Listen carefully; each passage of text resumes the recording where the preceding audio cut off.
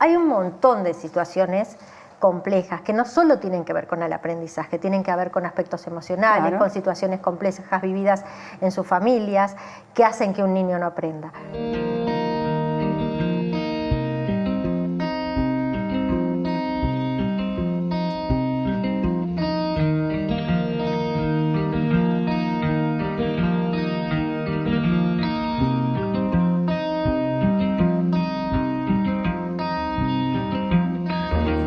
Hoy vamos a hablar del aprendizaje de nuestros niños. Para eso hemos invitado a la psicopedagoga Claudia Cohen. Hola Claudia, ¿qué hace una psicopedagoga? ¿Cuál es su función? Bueno, el rol del psicopedagogo y las psicopedagogas es trabajar en la prevención, diagnóstico y tratamiento de las dificultades de aprendizaje. Eso es muy productivo desde el punto de vista preventivo, porque cuando se detectan precozmente se pueden resolver también más fácilmente. Comúnmente los primeros en observar este tipo de dificultades que a veces tienen los niños son los maestros. ¿A qué edad más y o los menos, padres. Claudia?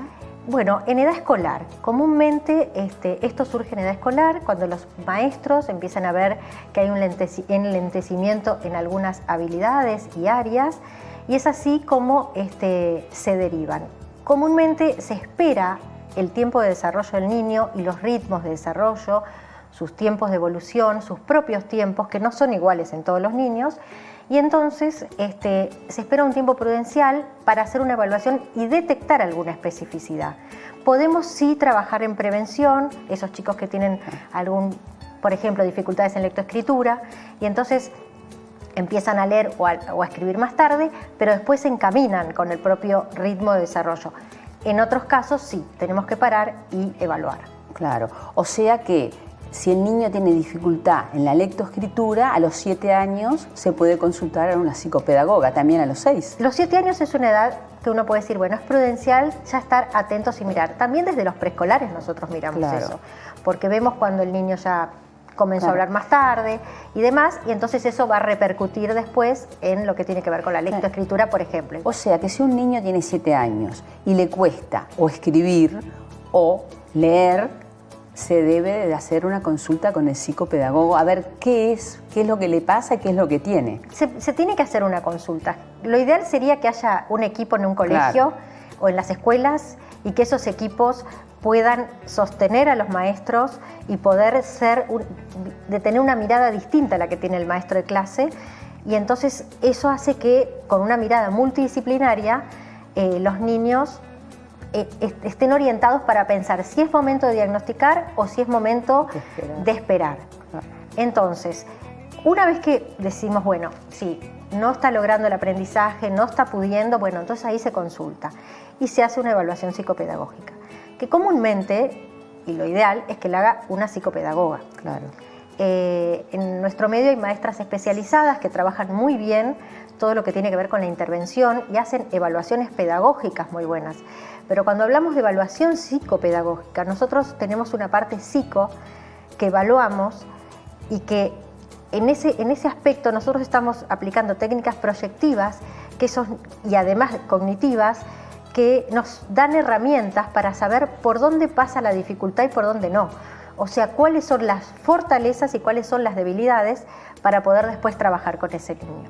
Entonces, si ese niño tiene una dificultad y sabemos que tiene una fortaleza en tal área, nos vamos a apoyar en esa fortaleza para trabajar el área que está descendida. Claro, exactamente. O sea que para los padres que nos están escuchando, la escritura es importante tener en cuenta a los 7 años, la lectura, las operaciones matemáticas tan temidas, básicas, claro, si no aprende a multiplicar, a dividir. Inclusive si no es solamente lo que tiene que ver con el aprendizaje formal, puede ser algo, a ver, a los niños nosotros les preguntamos, bueno, tengo 4 naranjas y comí 2, ¿cuántas me quedaron? Si un niño no puede lograr hacer eso a esa edad, bueno, razonamiento. Es un razonamiento lógico que tenemos que ver qué pasa con algo tan básico que ya lo tendría que saber, por ejemplo. O sea que más allá del aprendizaje formal, claro, los chicos tienen un aprendizaje que no es formal y que tiene que ver con la vida cotidiana. En el día a día, pero que implica y tiene consecuencias en el aprendizaje. Y ahí es donde los padres tienen que estar atentos porque es los que conviven con ellos. Entonces, la maestra está más atenta a lo que pasa dentro de la escuela y de la aula. Entonces, a los padres que nos están escuchando, ¿cuándo sí realizar una evaluación, pedir una cita con una psicopedagoga? ¿Cuándo? Lo ideal sería cuando el maestro nos observa que hay elementos que el niño no ha alcanzado. Hay un montón de situaciones complejas que no solo tienen que ver con el aprendizaje, tienen que ver con aspectos emocionales, con situaciones complejas vividas en sus familias que hacen que un niño no aprenda. Pero sí es bueno hacer una evaluación, porque por algún lado lo vamos a ayudar. Claro. Puede ser que tenga un déficit atencional y no lo sabemos, entonces se deriva al médico correspondiente, al psiquiatra o al neuropediatra, exactamente, psiquiatra infantil, que aborda ese tema. Y el niño de repente, abordando ese tema, logra aprender. A mí me gusta siempre decir que somos mente, cuerpo, emociones. Sí. Y estamos entrelazados. O sea, a veces yo me siento mal, tengo un problema familiar y no rindo en el aprendizaje. Claro. No me concentro, me pongo nerviosa, me preguntan. O sea que el psicopedagogo tiene esa función de entender al niño qué le pasa en su aprendizaje, teniendo en cuenta la parte emocional, que es re importante. Sí, es que justamente hay muchos niños que han pasado por situaciones estresantes, situaciones complejas, fallecimientos, abandonos, bueno, situaciones que tienen que ver con su emoción muy primaria, intensa, y entonces esos niños es como que están trancados y no pueden aprender. Y no es nada que tenga que ver con una dificultad de aprendizaje, es secundario a algún problema emocional. Y decime, Claudia, ¿qué es una dificultad de aprendizaje? ¿Se nace con ellas o es adquirida? Mira, las dificultades de aprendizaje, hay dificultades con las que los niños nacen. Por ejemplo, hay algunas hereditarias. Por ejemplo, la dislexia. Se nace, no se hace. Es una dificultad que está comprobado que es hereditaria, que a veces se da y a veces no se da en los niños. Pero se da en familias, ¿verdad? Pero se da en familias. Sí. Hay familias disléxicas y sobre todo de los papás. ¿Los hombres? Sí, transmiten. ¿Por la Y? ¿Por el cromosoma Y? Con toda seguridad, si son hombres. Claro. Mirá. Comúnmente, pero a veces que se da también por las mamás. Y sí, y son dificultades que vienen ya con el nacimiento. Y otras son adquiridas. Están estas dificultades que vienen por diferentes razones o dificultades por algún parálisis cerebral, que es secundaria a una... Lo primario, a ver si entendí. Claro, hay un accidente, por ejemplo, el niño tiene un accidente, tiene una lesión, y como consecuencia comienza una dificultad. Exactamente. O que nace con alguna, con alguna alteración o con algún trastorno. Entonces ahí es cuando es secundaria a ese trastorno.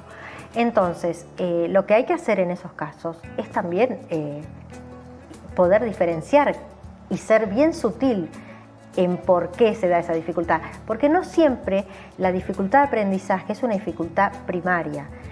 Puede ser secundaria algo, como decíamos recién, y puede ser que sea una dificultad por, como hablamos antes, el entorno, las dificultades sociales, las dificultades, la pandemia que ha mantenido a los niños tanto tiempo encerrados, ha generado muchísimas dificultades que no vinieron con ellos, surgieron desde el momento en que ellos no pudieron aprender determinadas O sea que una psicopedagoga tiene que entender bien las causas, las consecuencias de la dificultad, entender por qué está ahí, qué es lo que pasó, y cómo ayudarlo. Exacto, y nosotros saber qué pasó con ese niño, cómo fue, porque cuando hacemos una evaluación psicopedagógica nosotros hacemos lo que se llama una anamnesis, que es una entrevista con los padres donde les pedimos que nos cuenten desde el momento... Evolutiva. Exactamente, desde el momento en que, desde el embarazo y todo el desarrollo de su nacimiento, cómo se fue dando, cómo fue peri y postnatal.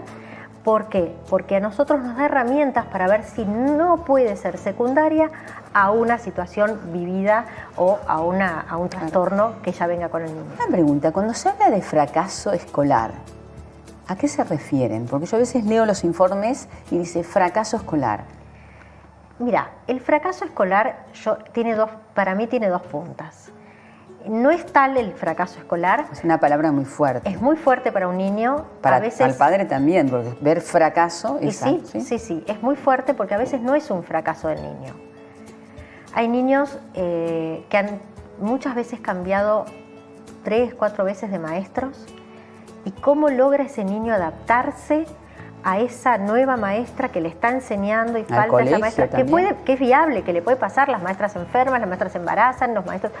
Pueden pasar cosas, pero ha pasado mucho y los niños, por lo que veo en la consulta y por lo que veo en las evaluaciones, cuando me dicen que esos niños han tenido muchos cambios o son muy cambiados muchas veces de escuelas, esos niños no logran los aprendizajes en una forma constante, claro, en tiempo y forma, no se los conoce, porque cambió acá, cambió allá, entonces es muy difícil. Entonces es ahí donde se produce el fracaso escolar, que en un momento se lo atribuía al niño.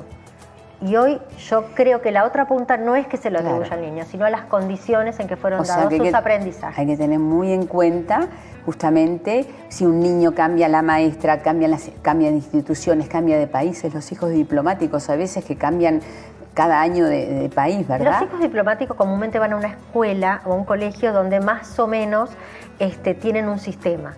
Pero a veces hay niños, por ejemplo, con ausentismos muy importantes. Entonces, el no concurrir a la institución, a la escuela, de forma constante, ahora que estamos en una apertura, ¿no? Claro. Pero antes, también antes de la pandemia, había niños que no concurrían en forma constante. Entonces, eso hace que el aprendizaje se vuelva difícil para él. Claro. Y entonces es lo que produce el fracaso escolar. Pero no es un fracaso del niño. Yo siempre quiero dejar claro que no es un fracaso de él. Eso. Es un fracaso que se da por diferentes circunstancias. Una dificultad en el aprendizaje, que parecería, por lo que te escucho hablar, que sería algo adaptativo. Y sí. Sería adaptativo. Sí, sí, ¿Qué pasó ese año que no pude aprender? Exactamente. Bueno, muchas gracias, Claudia, un placer. A las órdenes. Bueno, los esperamos en una nueva entrega del Desafío de Ser Padres. Muchas gracias por estar.